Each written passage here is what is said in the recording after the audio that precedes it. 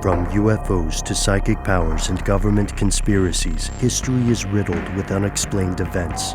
You can turn back now or learn the stuff they don't want you to know.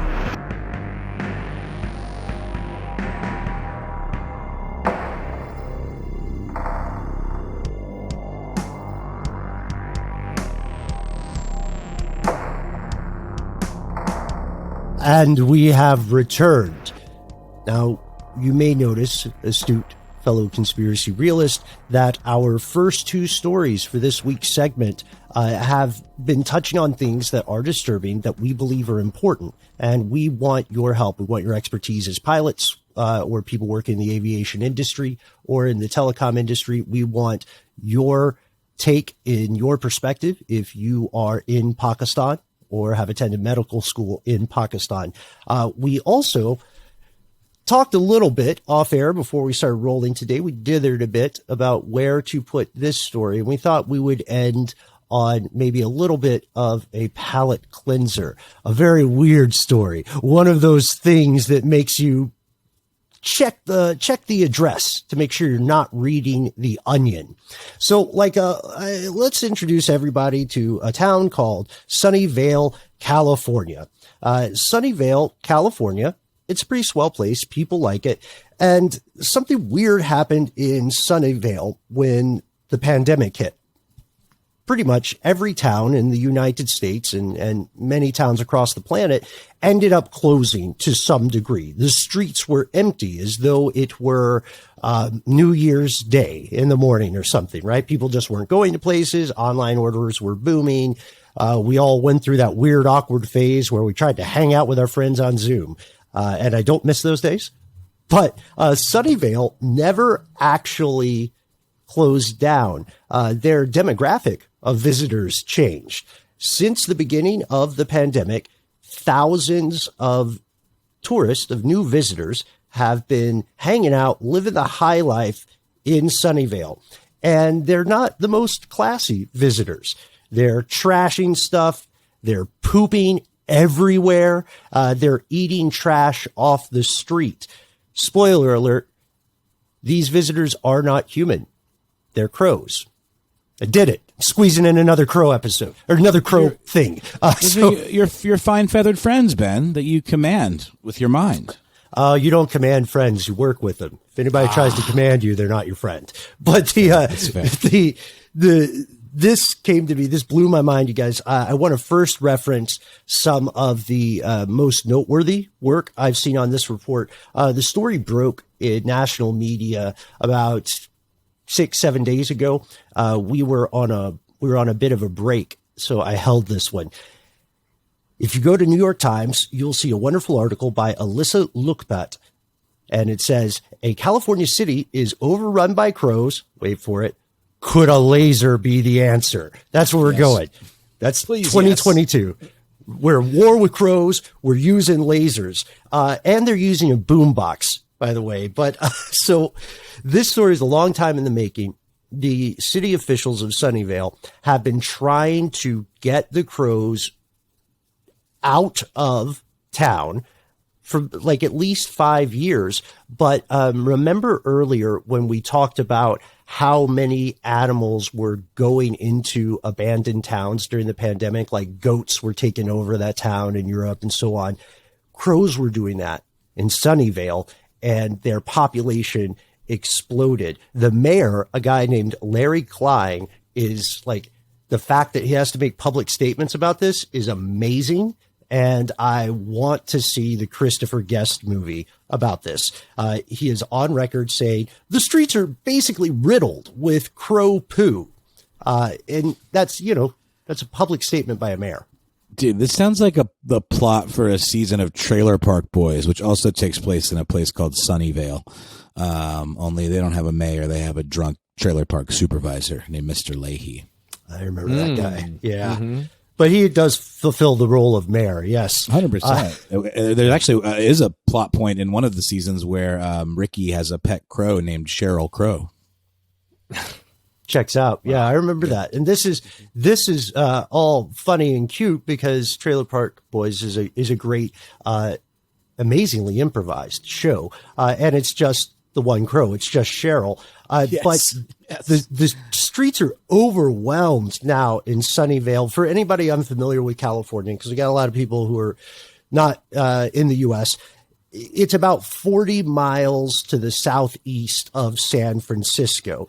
And the city has tried so many things, but corvids, including crows, are some of the smartest living animals alive today. Like, there's a very short list of cognitive abilities that animals share with humans, and crows share many of those traits to a disturbing degree.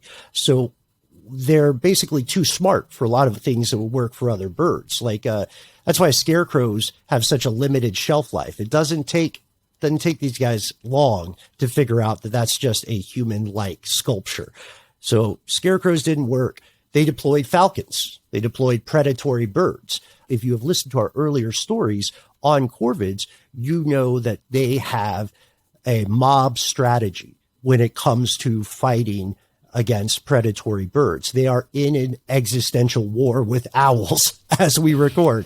And they are not afraid to roll deep on a falcon. So the falcon didn't work. It had limited success because, maybe it could snag a couple lone corvids if it caught them unawares. But as soon as one survives, it goes and posses up. Yes. So wait, Ben, are you saying that Sunnyvale hired a falconer, or at least one falconer? Yes. Yes. And funny you mentioned that. I actually am going to hang out with some predatory birds in the near future here in Georgia. Yeah, you don't have to be a falconer to do it, which is great because, as I mentioned on an old episode of Daily Zeitgeist, falconry has some not safe for work stuff involved. Just Google falcon hat, okay? Not on your work computer. Wait, don't. what? No. Don't. No. Okay, we'll spoil it. You guys know what we're talking about. I don't think I do, but I don't like falconry in and of itself just for its own reasons. We have to get Noel one of these hats. That's not seriously fair to him. No, I'm too protective. I'm too protective. No, you deserve better, Noel. Are you guys gaslighting me right now? What's happening? No, not at all. I am trying to save you. Matt is trying to prank you. So for some predatory birds, some types of falcons, to reproduce, falconers will put on a special hat and they'll make the equivalent of falcon dirty talk. Like, hey, big boy. And the falcon will land on the hat and have sexual congress with it. I'm trying to explain this in an adult way while the person is wearing the hat, making the falcon dirty talk. And then they will collect the emissions of the bird. Yep. And they will use it to grow the breeding population. It is an invention that has saved many of these animals. But literally hats off to whomever does that, because I'm not wearing that hat. Anyhow, we gotta get one for Noel. I don't think that's fair, man. I'm Googling falcon hat, and I'm just getting sports things. I need help with it. Do falconry hat reproduce? Okay. Oh, falconry God. hat. So Isn't there a certain amount of imprinting that happens there too? With Yes. okay, yeah, that's one of the big things, the bond between the falconer and falcon. Oh my Yeah. god! It looks like a waffle, kind of. Yep, that Like a actually honeycomb. happened. It's just grinding on this poor dude's head. Yep, it is Wow. a fact. And then there's it's like a dog bowl kind of receptacle at the top, which I guess collects the jism. Yep. Yep, it does. That is the technical term. So please check that out if you would like to learn more about falconry.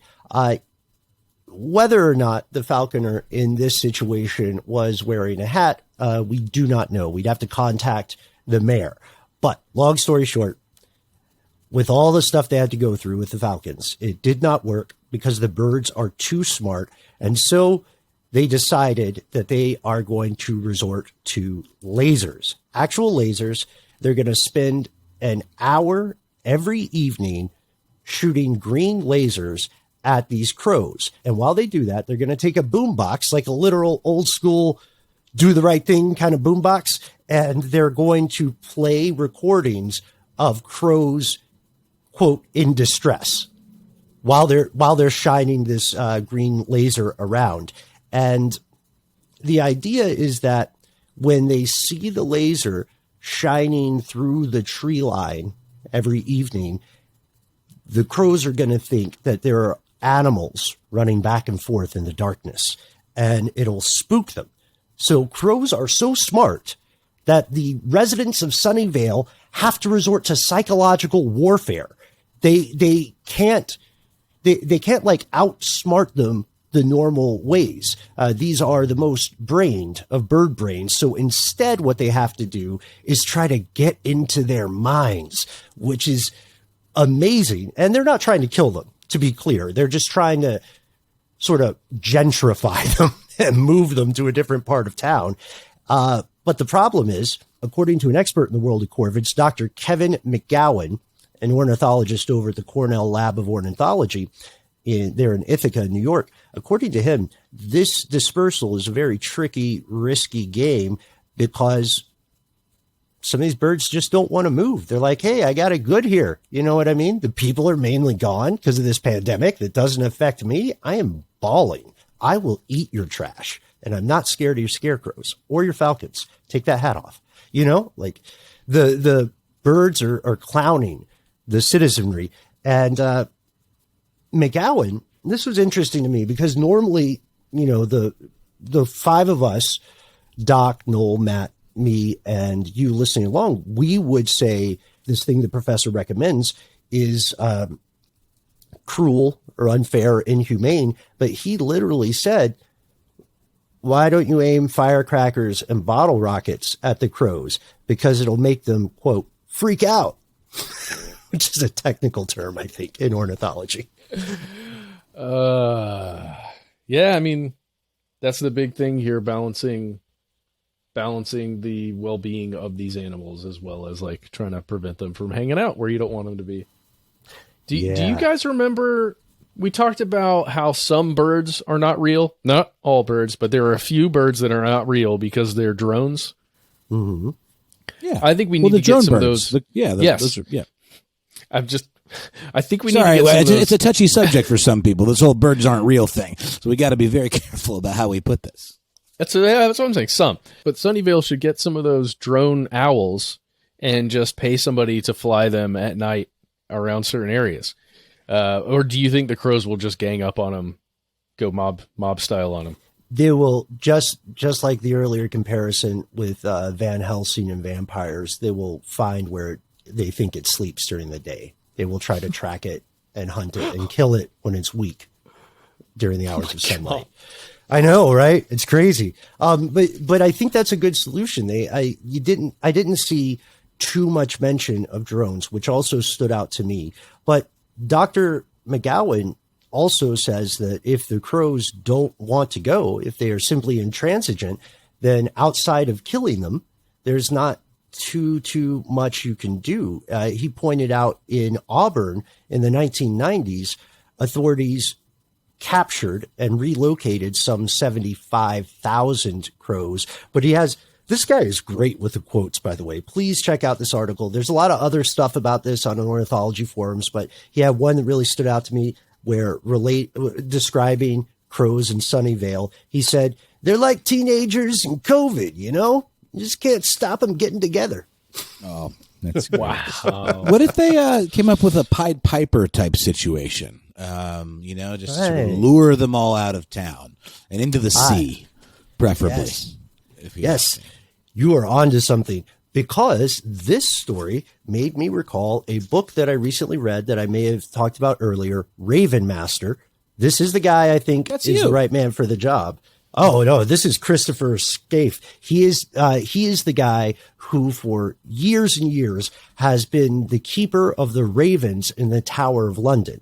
So I think there's a world in which, in the Stuff They Don't Want You to Know streaming studio, where we put all our cool fiction ideas, there's a world in which this guy travels across the pond and like speaks with the crows and tries to make the case that they should leave Sunnyvale. Oh, dude, he could work with some people out there and start a new app with the ravens. It's like a raven delivery service with an app. Yes. Yeah. Send a Raven. It can be Game of Thrones themed. Mm-hmm. Oh, we're on. Yes. Yeah, we're cooking with gas now. So if you are listening and you are a Corvid, I'd love to hear your take on this. Assume you would want to call rather than write an email, but cannot wait to hear from you, humans and artificial intelligence included as well. You are all welcome. The show can't happen without you. And at this point, we want to turn the mic to you. Thank you. Let us know again if you have some expertise in the world of aviation you can bring to the worries about 5G. Let us know if you have experience in Pakistan with the medical community, both students and staff, and let us know what you think Sunnydale should do about its crows. Can we just say really quickly that Falcon Sex Hat is a really great name for like an industrial band or like a noise band or something? So please nobody steal that. Also, tell us if you ever wore one of those hats. You're fighting the good fight for biodiversity in an unorthodox way.